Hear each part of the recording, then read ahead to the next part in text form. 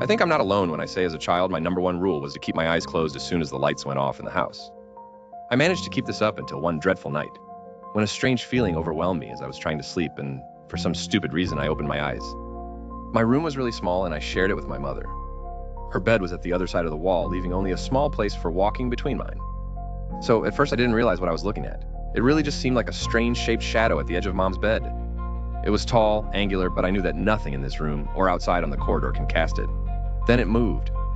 This thing turned around so quickly the movement seemed so unreal that it startled me, and I could feel that my stomach twitched and my lungs were in pain because I was afraid to even breathe.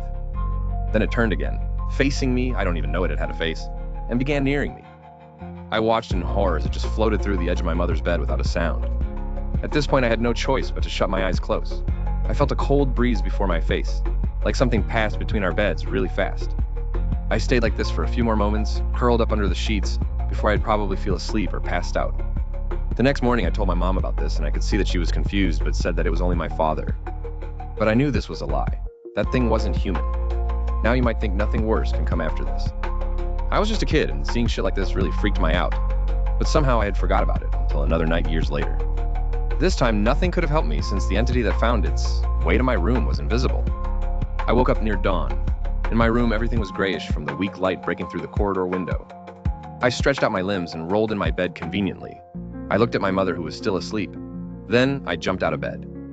I didn't want to, and I don't know why I did it, but I couldn't control my body. The movement was so sudden that I fell on my mother, who woke up only to see me backing to the door. She asked me what's wrong, but I couldn't answer. I was staring at something before me that couldn't have been taller than a dog. It was at the height of my knees. There was nothing there, but I was unable to tear my eyes away.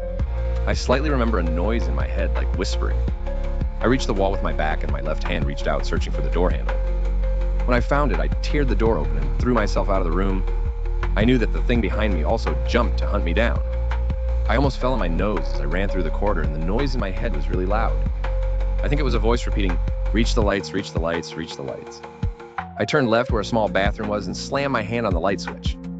And there I was, standing in the middle of the bathroom, panting heavily, and had no idea what the fuck did just happen. Everything was calm and silent. The thing was gone. I walked back to my room where my confused mother sat in her bed. She asked, "Are you okay? What happened?" I answered, "I don't know." I climbed back into my bed and fell asleep immediately. Nothing had happened to me since that. I had a friend in high school who told me things about demons and other dark creatures, but also said that there are good beings who watch over us. I became a bit more paranoid after this. But then my grandma, who also believed in ghosts, told me something that I always try to keep in mind whenever I feel scared.